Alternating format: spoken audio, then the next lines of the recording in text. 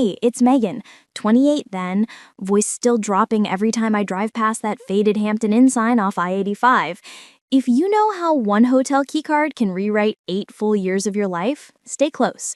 Smash subscribe, drop a comment. Tell me the first time you booked a room you swore on everything you'd never step foot in. Part 1 starts now, slow and detailed. My older sister Lisa married Jake when I was 26. Outdoor wedding at a vineyard outside Charlotte, rows of grapes, mason jar centerpieces filled with baby's breath, string quartet playing canon in D. I stood as maid of honor in sage green chiffon that clung in the July heat. Jake, 30, senior software engineer at a fintech startup, easy smile that crinkled the corners of his hazel eyes, broad shoulders filling out a navy suit. They met on Hinge, first date at a rooftop bar, engaged within a year. Lisa glowed like she'd swallowed the sun. I felt the spark the second Jake spun me during the mother-son dance. His hand warm on my lower back, cologne something cedar and citrus, eyes locking on mine for a beat too long. I blamed champagne. 6 months later, Lisa's job ramped up. Pharma sales rep, 3 nights a week in hotels from Raleigh to Richmond. Jake texted me on a Tuesday. Server crashed. Need a second pair of eyes. You free? I freelanced IT consulting, so it wasn't weird. I drove to their loft in Noda, exposed brick, Edison bulbs, record players spinning Fleetwood Mac. He opened the door in gray gym shorts and a damp t-shirt, hair still wet from a post-run shower. We fixed the code over Thai takeout, pad CEU, spring rolls, his knee brushing mine under the glass dining table. Static shot up my thigh. I told myself it was nothing. Next week, same excuse. Another urgent bug. 3rd week, he said, there's a Hampton 10 minutes from the office. Neutral ground, better Wi-Fi. I stared at the message, heart hammering against my ribs. Typed, room 312, 8 p.m. Deleted. Retyped. Added, just work. Deleted again. Sent plain. Checked in under M. Carter, my middle name, mom's maiden. Keycard trembled in my manicured hand. Knock at 8:03.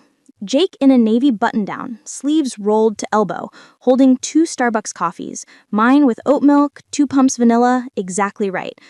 Door clicked shut, we talked. Work, Lisa's new territory map, the unseasonable heat. Then silence thick as honey. He stepped close, thumb brushing my cheekbone. Kiss soft, testing, tasting coffee and want. I kissed back. We sat on the edge of the king bed, fully clothed, hands linked, breathing hard, city lights flickering through half-open blinds. This stays here, he said, voice rough. I nodded. We left separately. Him first, me 10 minutes later, elevator mirrors showing flushed cheeks, pattern locked in faster than either of us admitted, Lisa's travel schedule pinned to the fridge with a magnet from Aruba, Tuesday, Wednesday overnight, Thursday red-eye home, Friday collapse. Jake texted every Monday, 312 free? I booked under rotating fake names, initials of dead poets, song lyrics, characters from Lisa's favorite shows. Always 3rd floor, ocean view if the chain had it, king bed, blackout curtains, ice machine that hummed like a heartbeat. We met at 8 sharp, left by 11. No sleepovers, no exceptions. First year, coffee in paper cups, talk about code deployments and Lisa's hotel horror stories, kiss that stopped at heavy petting over clothes, his palm cupping my jaw, my fingers twisted in his hair, line drawn at zippers. Second year, shirts off, skin maps memorized, jagged scar on his left rib from childhood appendectomy, constellation of freckles across my right shoulder blade he named Orion. We kept underwear on, a flimsy boundary we both pretended was iron. Room always smelled of industrial carpet cleaner, cheap lavender spray, and anticipation. Jake curated playlists, 90s hip-hop for nostalgia, acoustic covers when we needed quiet. I brought mini bottles of rosé in plastic cups, chocolate from the gas station. We laughed about Lisa's snoring that rattled windows, his irrational fear of sharks despite growing up landlocked, my secret obsession with true crime podcasts. He traced my palm with his thumb, read futures neither of us believed, long life, 2 kids, beach house. I traced the worry line between his brows. Wondered if Lisa ever noticed it. Year 3, we upgraded. Marriott with the cloud-like beds, Hilton with the rooftop bar we never used, once a boutique inn with a clawfoot tub and rainfall shower we stared at but never stepped into. Always paid cash for incidentals, wiped browsers, used a burner app for texts. Lisa suspected nothing. Thought Jake's poker nights with the guys explained the late returns, the faint perfume she sometimes caught on his collar. Rules scrawled on a cocktail napkin from the Hampton bar, burned in the hotel sink with a Bic lighter. Never at home, no marks above collarbone, no sleepovers, Lisa first, always. End if feelings get messy. Added later in Sharpie, no I love yous. Year 4, feelings crept in like fog off the lake. Jake booked a suite for my 29th birthday. Corner room, floor-to-ceiling windows, rose petals spelling MEG on the duvet, chilled champagne in a silver bucket. We slow-danced on the balcony to Norah Jones, his chin resting on my head, city lights blinking below like fallen stars. I love you, he whispered into my hair. I froze, heart jackhammering. Set it back before my brain caught up. Panic hit at 2 a.m., we added Rule 6 in a hurry, rewrote the napkin, burned the evidence again. Year 5, Lisa decided they'd try for kits. Ovulation kits lined the bathroom counter like soldiers. Negative tests piled up. Doctor visits, blood draws, support groups. Jake held her hand through every appointment, sent me photos of the kits with thumbs-up emojis and captions like, "Round 3, fingers crossed." Guilt tasted metallic, coated my tongue. I suggested ending it, typed the text, deleted, retyped, hovered over send. He booked 312 that same night, kissed my tears in the hallway, said, "Not yet, please." Year 6, we risked daylight, lunchtime meetings at airport hotels near CLT, quickies in rooms that smelled of jet fuel and desperation.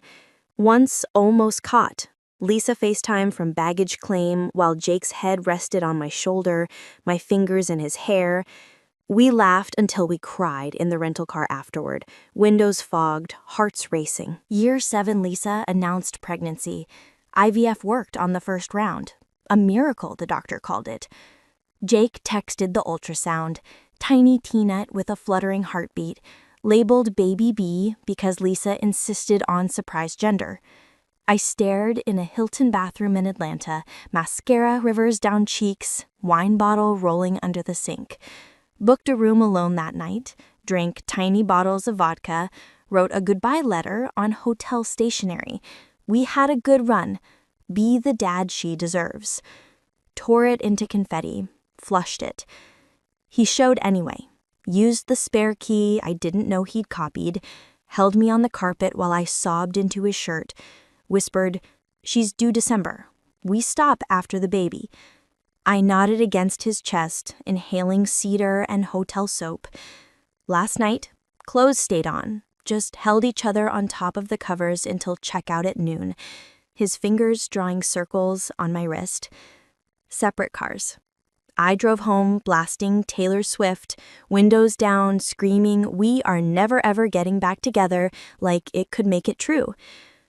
3 months of radio silence, Lisa's baby shower, blue balloons because the text slipped, tiny Nike sneakers on the cake.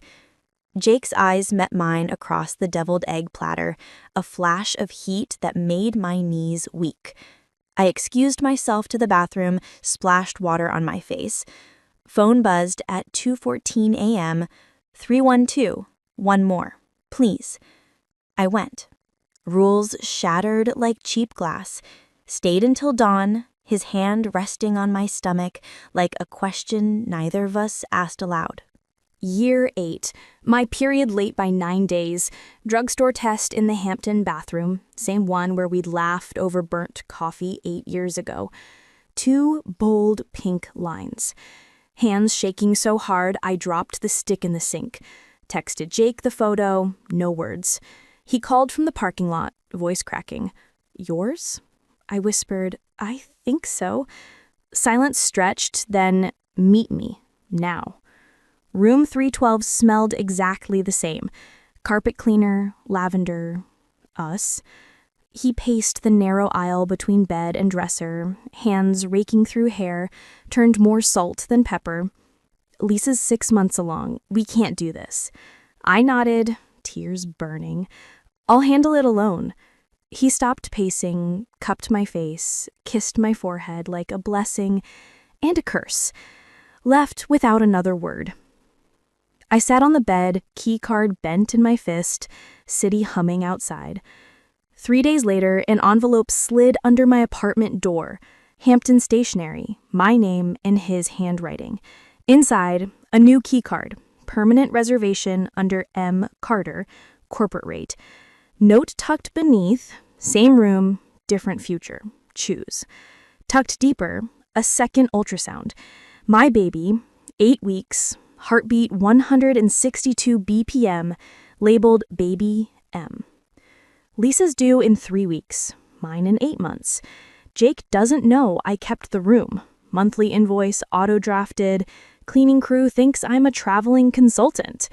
I stand on the balcony every Thursday at sunset, hand on the bump just starting to round under loose sweaters, city lights blinking like they're waiting for an answer. Whose life am I stepping into? His? Hers? Mine? Ours? The baby's? The keycard burns a hole in my purse. Lisa texts ultrasound updates. Jake's radio silent. I booked 312 for next week. Same time, same room, same choice, hanging in the air like smoke.